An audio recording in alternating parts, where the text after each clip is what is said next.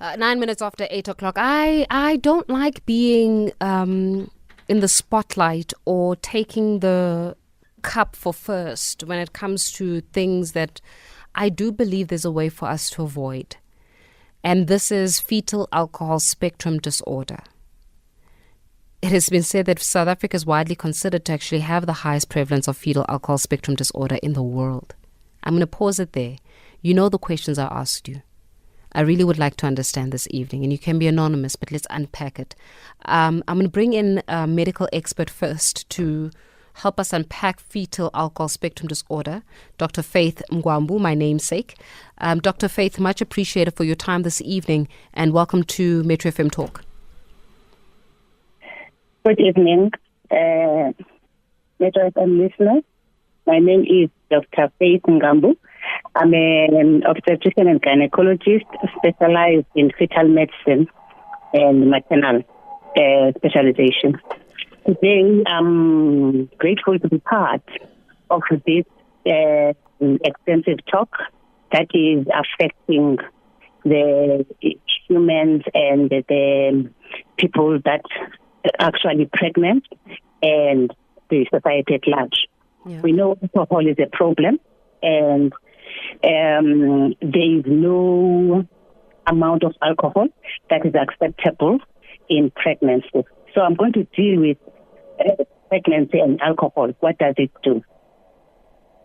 So when we speak of fetal alcohol syndrome, it's a part of the spectrum where there is physical features that you can see.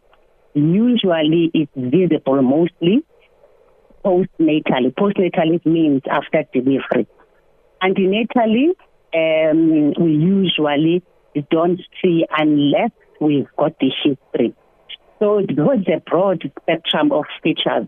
So it does coincide with other syndromes. But once we've got the history of the alcohol binge or alcohol consumption antenatally before pregnancy and during pregnancy, then it can encompass that, and then investigation can be done. So what is fetal alcohol syndrome? It's a group of disorders. A syndrome, it means it's a compilation of associated characteristics in that gives a condition a specific character. So alcohol, as we know, is a toxin, which is a poison. So when it's poisonous, it means something where it's not consumed. When you consume it, causes destruction. So destruction usually it affects the brain, it affects other organs, the brain, the heart, and other organs of the body. But the most important are the brain and the heart. So when it comes to the fetus, which means the baby in utero, there is no amount that is allowed, that's acceptable. So as the baby grows, it grows according to trimesters. So the trimester has got trimesters. First trimester, second trimester, third trimester. So the development of the baby is more critical with first trimester. First trimester is between month 1 to month 3 or 12 weeks, according to the obstetrics and definitions. So what does alcohol do? Alcohol is ethanol that we're going to speak about, or that's one that is consumed. It is made up of yeast and sugar. It's fermented. So we know sugar, what it does is because it's very toxic to the rapidly growing cells. So when the brain develops, it develops in stages. So it develops in stages, neurons, which are nerve cells that are formed. Once those nerve cells are destroyed, they are damaged permanently. They will never be recovered. So it's got stages in the brain that it develops. So at first the skull is developed and the brain inside, and then there's migration, and then there is organization. Those stages, about 6 stages of the brain that are meant and are structured in a way that they should follow each other. So if anything happens in those stages that do not occur properly, then you'll get a problem that equivalent to that state that has not developed properly. Dr. Faith, I'm hoping that you can hear me. I know that we've been having a problem with our lines, and I really do apologize for it. But I really want to drill down as to with fetal, and I'm keeping this so simple so that we can all understand it. Fetal alcohol syndrome is women who drink while pregnant. And the women who drink while pregnant, obviously the manifestation of it is the type of symptoms that you're taking us through in terms of development and the cognitive development and the areas of development in the brain. When do we start seeing, or when does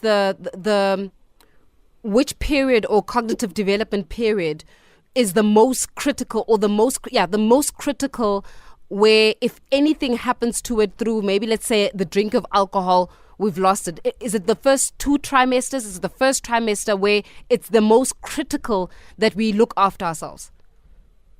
There is most critical all the trimesters. But mostly when the rapidly developing of the cells of the baby is the first trimester. Got you. Because in that development, it's either the developed baby will develop, or sometimes other complications will be miscarriaging and all that can happen. So it destroys, it kills rapidly active cells, which means first trimester is the most critical. Yes, as it grows, the first trimester is also another critical, because the brain, it continuously develops as the baby grows. As the trimester increases, the brain develops as the stages according to the trimester. So that's why the brain is most affected more than any other organ in the body of the baby. Doctor, let's take us through, let's talk now antenatal, right, or postnatal, or what happens when the baby is, what happens when the baby is born? What are those visible symptoms of a child with fetal alcohol spectrum disorder or fetal alcohol syndrome? When the baby is born, that's when the features are more characteristic of the fetal alcohol syndrome. As I said, it does coincide with other syndromes. But we've got that history. So it's the face, we've got those facial features where they've got like a small opening of the eyes, the small mouth, upper lips, the flat, there's a groove between the nose and the upper lip called the philtrum. It usually goes flat. Sometimes they've got a small head, which is called microcephaly. Sometimes they've got heart problems, but facially, those are facial features that you can see. And cognitively, obviously, the child has not fully developed, or the parts of the brain that have not developed fully. Yes, the cognitive part occurs when now the baby starts to grow. As the baby is born, and when the features that you see are these facial features. And then as the baby grows, you find that the baby is lagging behind the other babies, that the children that are about the same age, that when they are born same age, one, they've got birth weight that is smaller than the others, so they look like growth restricted. There's a small gait and those facial features, mm-hmm. And then the milestones will not develop the way the other normal babies develop. Sometimes they develop a cerebral palsy, comes with delayed milestones, that when the baby is supposed to crawl at maybe 6 months, and it doesn't crawl. The other ones, when it's supposed to be talking, so it doesn't grow what we call milestones according to the level of the others that are at the same age. Then as now the baby grows, is going to the schooling and all that, then they start lagging behind. And they in terms of cognitive, that means they're lagging behind. Other classmates, they don't understand the language, maybe even to talk, they talk later than others. And in terms of comprehending what is supposed to be learning, they've got learning disabilities. Some will also have psychosocial problems like attention deficit. Some may even have the seizures, which is a syndrome where they've got falling apart and having seizures now and then. Some have mental retardation, where you find that the intellectual ability is not on par with others, very low. Some in the language, the hearing loss, sometimes the vision may not be proper because this alcohol damages the brain, the area in the brain called hippocampus. That area in the brain is the area that usually shows for all that which is hearing and reading. It shows that. And the area in corpus called corpus callosum, where there is exchange of nerves in the brain. So that doesn't develop properly. So therefore, the cognitive, the psychosocial, intellectual disability, learning disability, ADHD, seizure disorders, and failure to thrive, they will not, and delayed milestones, cerebral palsy, and become a societal problem. I hear you, Dr. Faith, and I appreciate it. Thank you very much for shedding light in terms of just the medical aspect of fetal alcohol spectrum disorder, fetal alcohol syndrome. I really do appreciate it. I'm going to bring in Vivian Lawrence, who actually adopted a child with a fetal alcohol spectrum disorder. Vivian, much appreciated for your time as well this evening, and welcome to Metro FM Talk. Hello. Hi, Vivian. Can you hear us? Yes, it went all funny for a minute, but it's back again now. Trust me, we've been dealing with this issue. We're going to try to get it sorted as soon as possible, Vivian. I'm hoping you can hear me. You adopted a child with FASD, Vivian. Can you maybe start from the beginning as to how you met your baby? I think you said, how did I get her? I'm not sure. Yes, I did. Yeah. Okay, I was an emergency foster mother with child welfare, as it was then, and I had quite a few babies in my care. And one afternoon they phoned me up and asked me if I'd take this little baby straight from the maternity ward, which I did, and that was Tisha. She had many problems straight away because she'd been being fed with a tube as a premature baby, and I had to find ways of feeding her, which I eventually did, and then she would bring the milk up because the valve at the top of her stomach wasn't developed. So we had a lot of problems trying to get her to feed and keep the food down. I mean, all this because her mom was drinking during pregnancy. Yes, that's right. Yeah. She was quite a heavy drinker, as I understand. I never met her, and she died when Tisha was very small, so Tisha never knew her either. She abandoned her in the hospital. Oh, the mother abandoned Tisha at the hospital? Yeah. Sure. And I mean, Vivian, how has life been so far? I mean, having to live with a child and take care of a child with FASD, it must bring its own set of challenges.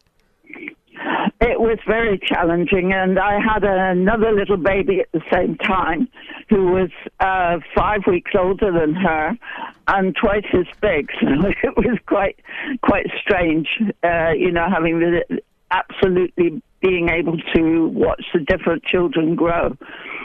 So it took a long time to get her to feed, and then it was a very long time to get her to put on any weight. Her milestones were behind, and she was going through withdrawal from alcohol, which was quite horrible to see. You've seen pictures of adults going through it. Well, it's the same for a baby. Your baby had physical withdrawals from alcohol?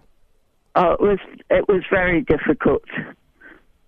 But she was a happy baby. She smiled and did those sort of things. She was happy, but, she would still go through these terrible withdrawals where she would tremble and shake a lot, yeah. Vivian, what has been your biggest takeaway from having to care for a child with FASD? I'm sorry, I didn't catch that. What have been some of your biggest lessons here? The biggest thing, we're going to all the clinics, funnily enough, because we went when she was first diagnosed at the antenatal clinic, it was confirmed when she was born, but then it was confirmed to me, and I didn't know anything about fetal alcohol syndrome then. And we went from the genetics clinic to eyes to ears, intensive physiotherapy and occupational therapy at Red Cross Hospital.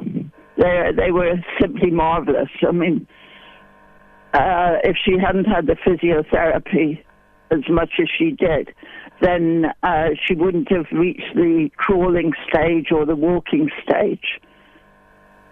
Sure. Vivian, I'm gonna see if I can take you back and see if we can get a clearer now. I am hearing an echo here, and I'm trying to see if we can sort that out. Let's see if we can call you back again. But the question that I asked you earlier on, ladies, it's time for us to have a deep conversation. Okay, it's a family meeting that we're gonna have. Why are we drinking when pregnant? I'm genuinely trying to understand. Why are we drinking when pregnant? Why are we known in the world for having the highest number of fetal alcohol spectrum disorder, or mothers who drink while pregnant and having subsequent babies, or babies that are born with that, babies who have got withdrawal symptoms? They suffer from withdrawal symptoms, children, because we're drinking while pregnant. And I'm going to say we because I'm a woman. I don't have kids yet, but I'm a woman. And as I said, you can be as anonymous as you. And men, why are you women drinking while pregnant too? I'm just trying to understand what is happening. What are we attributing this to? I won't lie, maybe I'm being naive, but if I say it's poverty, to buy alcohol is money, right? To buy alcohol is money. So are we saying we're choosing between alcohol and tomatoes? I'm trying to understand why are we doing it while pregnant. Let me take a couple of voice notes. I'm going to take your calls as well. We're trying to unpack this and understand it and have a difficult conversation together, because I don't think anybody can. You can't blame anybody but ourselves for this one. This one, it's us. Unfortunately, this is us. So that's why I'm having this family meeting this evening. Good evening, Sis Faith and the team. I would like to say in the past 10, 15 years, I've experienced, this thing of which everyone is into alcohol, and ujwala is like it's like food to people. They feel like they need upuza, and it's not a thing they could quit. Heck, educated people, they do the same. It's not is uneducated people. No, it's people who knows about this stuff, And I would also say maybe it's just to show the image of our country, how sad are we, because people are not just drinking for happiness. I can assure you of that. They are drinking just because they are trying to run away from something. Faith, regarding the women who are drinking during their pregnancy, to us, it's something we experience regular, because those colored ladies who stays in Ontkasser, most of them, they drink alcohol. So to us, it's not a surprise. I would like to remind Anonymous. I know I'm trying to understand, why are people drinking? Why are you lady? Why are we drinking, ladies, while pregnant? And we're saying that we're running away. What are we running away from? Our realities? But aren't we carrying the reality in our stomach? It's not leaving us. So what is the root of this? Where is it coming from? Why are we poisoning our own children? What's going on here? Let me tell you, is it Marceli in Limpopo? Marceli, hi. Hello, sir. Yes, Marceli, go ahead. Yes, I'm going to take a different view on this one. Mm-hmm. I think, look at the previous stats when it comes to teenage pregnancy. I think the data that you are having, it's very recent. Alcohol is thrown into our faces every day. Our celebrities, female celebrities, are promoting alcohol. They've got their own brands. Our male celebrities have got alcohol with their own brands. And alcohol to female now it's made more fashionable. So, number two, I want to say that with regards to the stats that says that South Africa is the highest, which has that, I think there's an underreporting. South Africa, with its funding when it comes to health, it had more funding to do proper studies. Look at the countries like your DRC, Nigeria, Kenya. They underreport when it comes to health issues. So one, it's the society, and South Africa is a free economic market when it comes to alcohol. Everyone does what they have to do. They just need your face, if you can sing or you can text on Twitter and you are famous, and they give you a brand. All our children go through that. They follow that. Hence, it goes along with this teenage pregnancy that we're experiencing. Thank you very much. Yeah, Marceli, but the thing is that we're not talking about teenage pregnancy. And also, if you're going to watch, and I promise you, if you're going to be influenced by a 20-year-old who is trying to make rent by promoting an alcohol brand, and you as a 30-year-old or a 25-year-old or a 40-year-old woman are going to watch that influencer while you are pregnant because and influencing over alcohol, and then you're going to say, I blame it on the advertising, then that means that there is something fundamentally, intellectually wrong with you. It's obvious. The decisions from the higher point of our politicians, our society is becoming more illiterate day by day. We are not longer walking through, we are no longer guided. We don't have proper leaders or people in the community that we can look up to. I hear you, Marceli. But again, I say, if I'm going to be influenced by a 20-year-old who is influencing alcohol because they're trying to pay for their rent, and me as an adult who has got a very fully developed prefrontal cortex, right? If my prefrontal cortex has been fully developed and I'm going to listen to a 20-year-old promoting an alcohol brand so that they can pay the bills, and I'm listening to that influencer while I'm pregnant, I have got something intellectually wrong with me. I'm the problem. And I can't blame government. That's what I'm saying. I wish we can blame government. I don't think the GNU is not in our homes, everybody saying you must drink, otherwise you're going to be arrested. The GNU is not there. So why are we doing it? And why are we doing it while pregnant? I want to stick to the topic. Why are we doing it while pregnant? GNU is not forcing us to drink. Apartheid's not forcing us to drink. Right now? No, it's not. Especially while pregnant. No, it's not. So, the government is not making you go to the bottle store and buy yourself a case or buy yourself, I don't know, how many do they come in? 6, 12? 12. Is it 12? I don't know, 12. 24. Thank you. My technical producer's teaching me. Nobody's forcing me to go into a bottle store and buy 24. No one. But I'm spending my own money, so why are we doing it while pregnant? I'm trying to get to the bottom of it. Why are we doing it while pregnant? And please, remain anonymous. But it's time for us to actually drill down to the issues here. And where do we draw the line between taking accountability for our own bodies and our own decisions? I see the calls coming. Can I take maybe Vince in Rustenburg? We're also going to be joined by let me try that again. Nonqebo Dlamini, who is the Deputy Chairperson of the Central Drug Authority. So Nonqebo is going to be joining us in just a while. But Vince in Rustenburg, let me try to take you as well. Good evening to you, Vince. Hello, Faith. Yes, Vince. Go ahead, sir. Faith and the listeners, good evening. Okay, my 2 cents, I'm driving.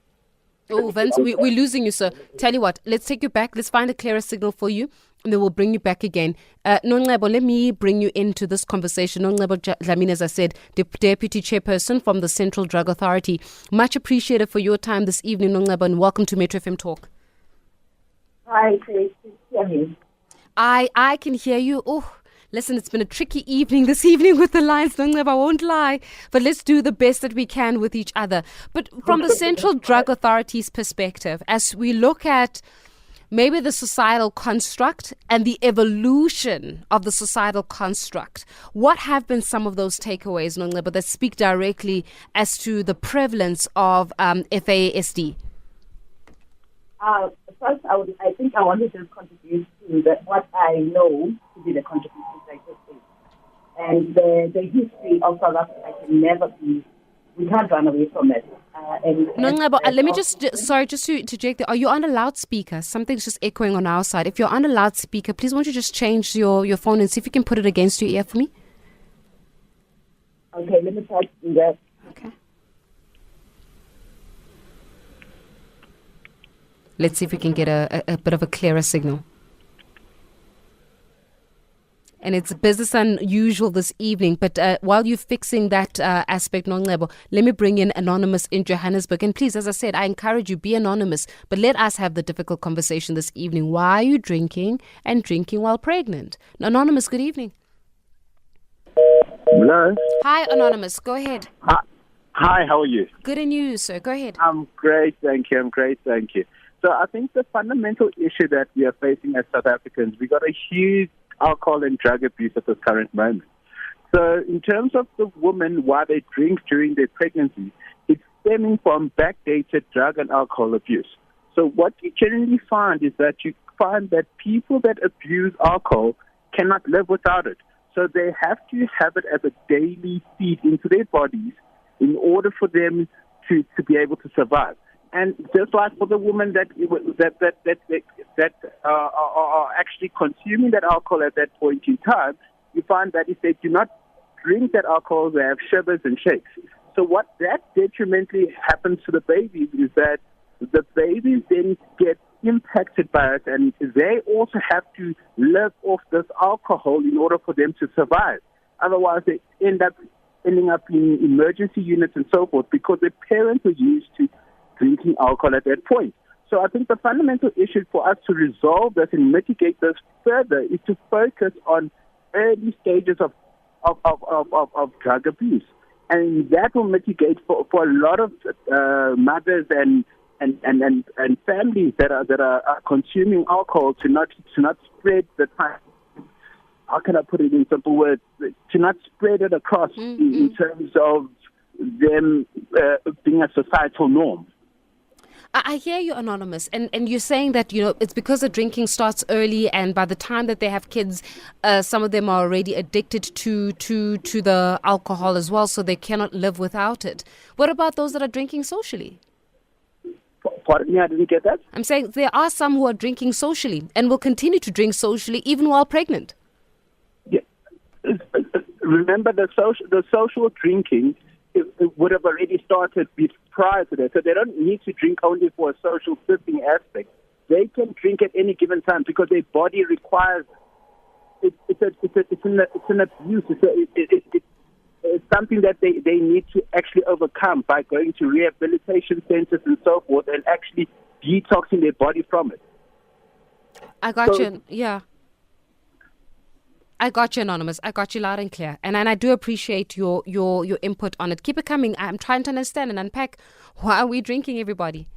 And why are we drinking while pregnant? Nongcebo, let's see. I think we might have gotten you back again. Let's try once more. Good evening, Nongcebo. Hi. Much I'm better. back again. Much better. Okay, so you were taking us through the societal context of it. Okay, what I want to start with is the legacy of the DOP system, because we do have that history as a country where paying workers was with alcohol. And then I've been hearing, listening in, and there's the unplanned pregnancies. A lot of young women, they drink and they don't realize that they're actually pregnant. So you find that a lot of them, it's just what they've been doing. And the previous caller just mentioned that there's early substance use, early alcohol use in this country by women and by very young women. So by the time a person realizes that they are pregnant, they have probably been drinking for the past 4 months or 3 months already. And then there's also an issue that we have with low access or poor access to sexual and reproductive health services. And that's another thing that we need to be talking about and figuring out how, especially in rural areas, we can make it better, provide that access better. And then also the issues of low alcohol risk literacy. People are not really aware. Like Vivian earlier was saying, she wasn't aware of fetal alcohol syndrome herself, and she took this baby and she started taking care of it without actually knowing what it means to have a baby that has this disorder. So there's also that we just do not have a lot of knowledge around alcohol risk as a country, and women themselves do not know. What we are doing right now, what you are doing, Faith, is actually great because it's bringing the awareness that we need, and with the awareness, then we can make better choices.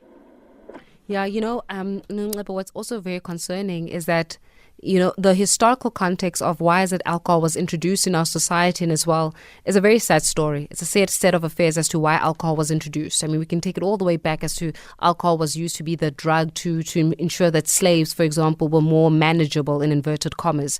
And in the DOP system, that was the DOP system that was used to pay farmers. Today, you have a born free who's 30 years old who's drinking. I can't, and I wonder to what extent do we say, okay, the past and how alcohol was used in the past was absolutely horrifying and should never have been imposed on us. But how do we take control over our present? Because a child born in 1994 is what, like 30 years old now, 31 years old or so?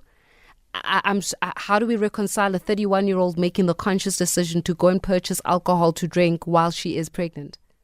It's also normalization, because what has happened, I do know that you may say that the advertising of alcohol doesn't make a difference, but it actually does, because we have normalized drinking so much that we even have made it such like it's a status symbol.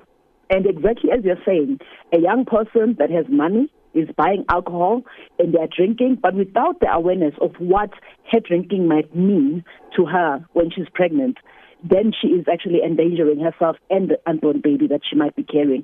So in as much as we are saying that the history of the DOP system is something that is from before 1994, but unfortunately history sort of continues to linger, and there's a legacy that continues to exist even past that time, because there's some areas, especially in the Northern Cape, where because the DOP system was so ingrained, they continue to operate in that same way, even though they may not necessarily be paid with alcohol now, but because they are so used as a community itself to using alcohol in the manner that they used it then, it continues, because the parents are then passing it on to the children, and without the awareness of the harms that are caused to an unborn baby right at the point of conception, then there is the danger, and it continues to be there. So we need to figure out and to push awareness. We need to push awareness as much as possible around this syndrome, and also stop normalizing alcohol use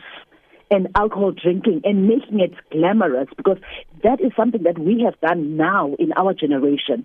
And unfortunately, it is now something that we're even passing it on to even younger women, younger kids, even in high school. They are also seeing this as the glamorous thing that you should be doing, that has been normalized.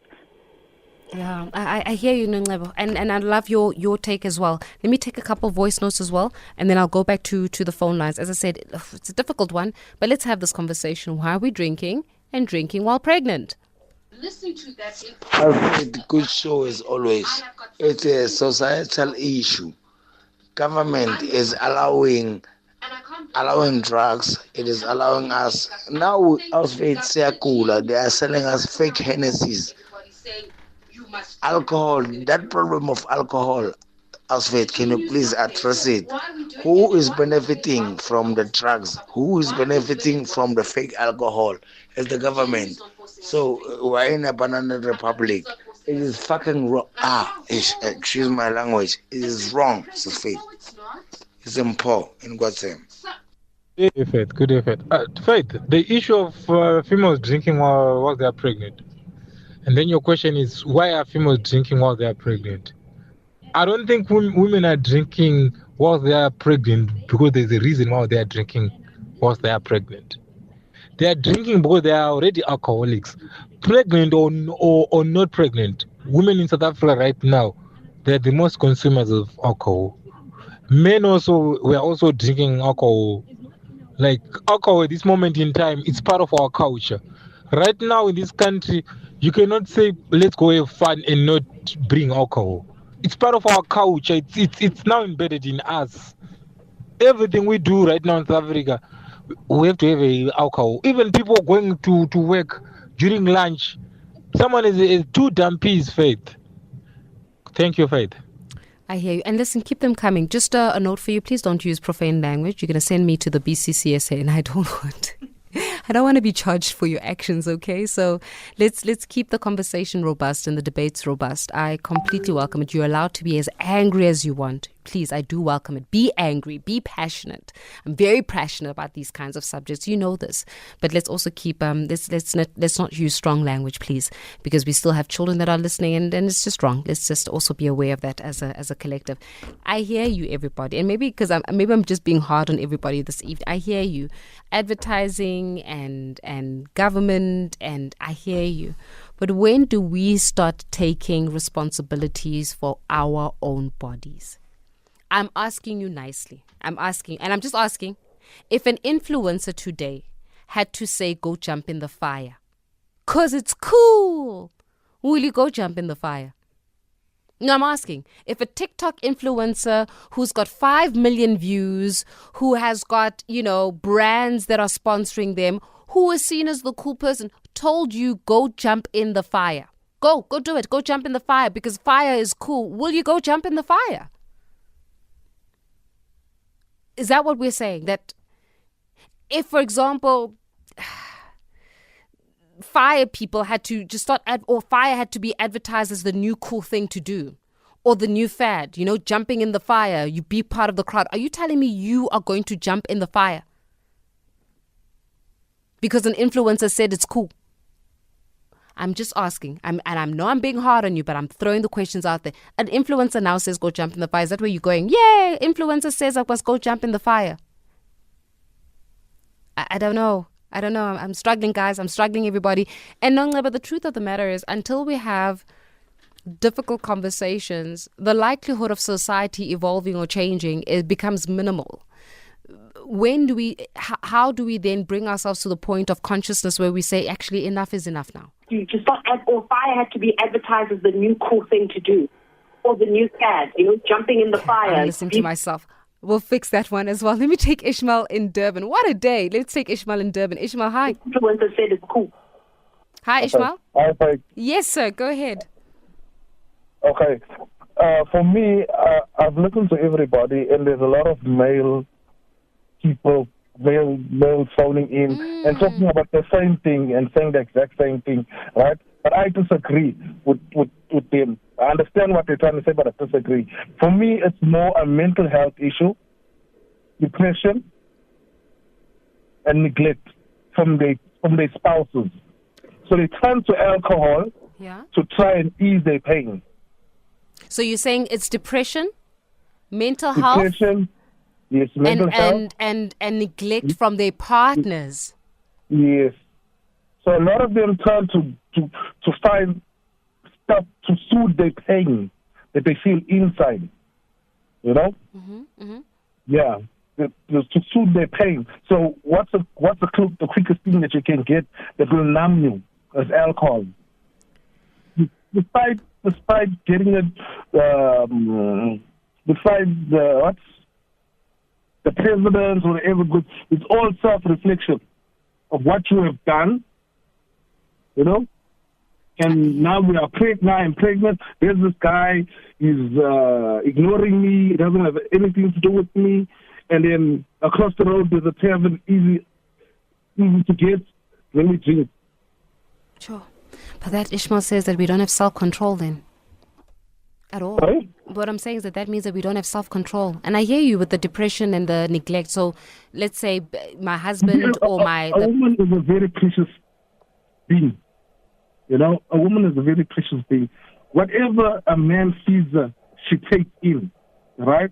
And then when she and when she's not getting what she normally gets, she tries to break. It's same like your dog. If you don't feed your dog's gonna go out and get it somewhere else, kind of thing, you know. I hear you, Ishmael. I absolutely hear you. But then that also means that women, we struggle to make our own decisions that are good for the babies that are growing inside of us? Or that means that if I'm fighting with the father of my baby, or I'm fighting with my husband, or I'm feeling neglected by my husband, or my husband has neglected me, or my baby daddy has decided that he doesn't want to be part of raising the child, I'm going to turn to alcohol to numb the pain, knowing very well that I've got a baby inside of me that is growing. Does that not say that women are also incapable of thinking beyond themselves and their immediate needs of appeasing their emotions? I'm pushing it back, everybody. I'm just asking questions. I'm pushing it back. You're pregnant. Are we saying that we can't process emotions so much that we need to pacify it through poisoning the baby? Because that's what the alcohol is doing, is poisoning the baby. So we can't process our emotions as women, so we need to pacify our emotions by poisoning the baby. I don't know. We're going to come back and talk some more after the break. Good evening, Faith. My name is Zanele, but I'm not drinking. But I think the reason for people that are drinking while they are pregnant is because they've been drinking before and they're used to it. Now, when they are pregnant, it's not easy for them to leave that alcohol. If they leave it, it's either their body's going to shake or maybe they die. So they rather continue to drink while they are pregnant. Thank you. Hi, I would like to remain anonymous. Sometimes people, they drink, especially women, they will tell you that it's the cravings. They want Black Label, they want Pachuchu with ice cream, they want Savannah, So I don't get that. As a woman, to drink alcohol is unacceptable because the results are not going to be good for the baby. And I do have somebody I know in my neighborhood who was drinking alcohol while he was pregnant. You know what? The child is not functioning well. Small body, the eyes are not well formed. Thank you. Thank you very much. And I was about to complain and say, ladies, why do I have a lot of men that are calling in the show and providing their opinion, which I appreciate and I love men. But where are you? This conversation is about you. Why are some of you drinking while you're pregnant? And so I appreciate it. It's very refreshing to hear from ladies as well this evening. I'm going to throw another question at you. And maybe you can also think about this while I take more calls. Do you think if we imposed harsher punishment for women who drink while pregnant, that it will decrease? In other words, if we had to implement a law that says, well, if you are found or caught drunk or drinking while pregnant, because of what it does to the baby, you will either be arrested or fined or something. Do you think that if we were imposing punishment, not corrective measures, but punishment on women who drink while pregnant, that we will see a decrease in it? If the law had to say, actually, let us catch you drinking while pregnant, you will be punished. The law will take its course upon you. Do you think women will stop? I'm just throwing things throwing things out there, ideas out there. Because there must be something done where we can't keep being the number one of the bad things. And this one is very bad. Anonymous in Durban, let me go to you next. Anonymous, hi. Anonymous has disappeared. we'll go back to Anonymous, and we'll also take some more of your voice notes in just a second. But I think most importantly is also about finding out exactly how then do we start stopping it as a society? Do we stop it by imposing harsher punishment? As I said before, if we got you arrested, if you paid a fine or you were fined for it, would that make you stop? Do we really need to stop the alcohol advertising and making alcohol cool? But then I go back, if an influencer had to say to you, with a million following, influencer, well-known, had to say, jump in the fire, it is so cool. Everybody's jumping in the fire, you jump in the fire too. And that to advertise jumping in the fire, because that's what it is really, isn't it? Jump in the fire, it's so cool, you part of the team. Cool people jump in the fire. Would you jump in the fire also? And then when you jump in the fire and get burned, you'll say, no, it's the influencer's fault, it's the advertiser's fault. These are just the questions I'm throwing at you. Jumping in the fire because it's cool. But isn't that the same thing that we're doing if we're following an influencer and advertisers over the consumption of alcohol? I don't know. Let's hear what you have to say. Suspect, even if we can impose a law, nothing will stop. In South Africa, rules are made to be broken. People still drink and drive.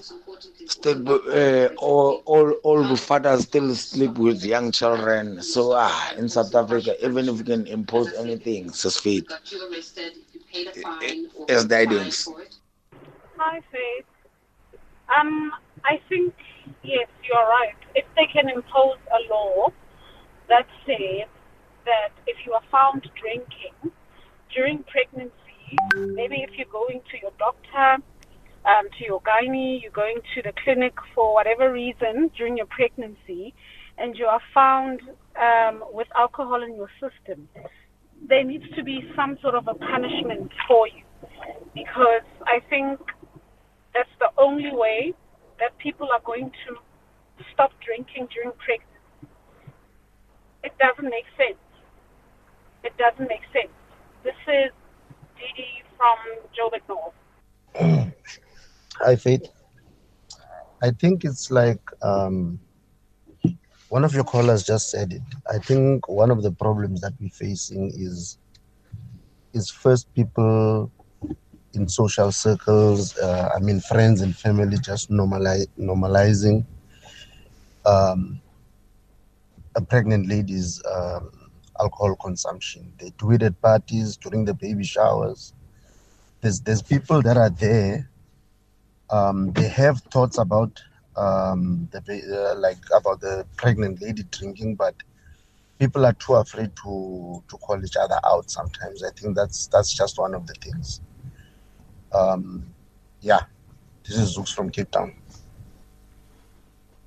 And I thank you, everybody, for your opinions, for your contributions this evening, and also for doing it under these circumstances. We're going to get all our stuff right. But as I close this conversation, and maybe I'm not going to close it, I'm going to park it, because you and I still need to talk about the impact that alcohol is actually having on our society. And we need to start talking about it really, really openly and honestly. But as I wrap up this conversation, let me leave you with this to think about. Né? Did you know that alcohol was introduced to Black people in colonial and post-colonial contexts primarily due to the interplay of economic, political, and social motives?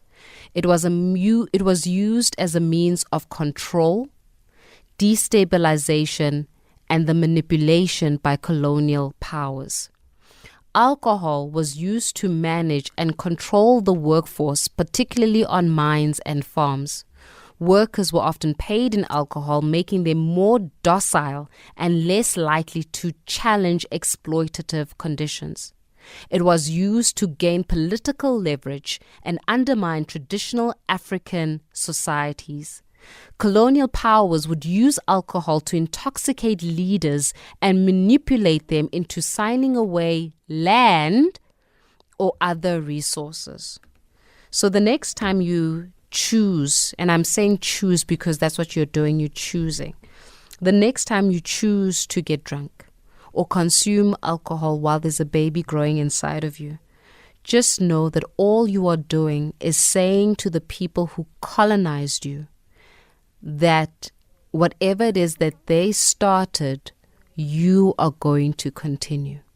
We keep saying we need to fight colonization and we need to be able to decolonize our minds. But by you choosing this path, all you're doing is saying to the people who once colonized us that they did a great job, so great that you can't decolonize yourself. All you're doing is continuing the work of the colonial master. And you're saying and you're letting the colonizer win.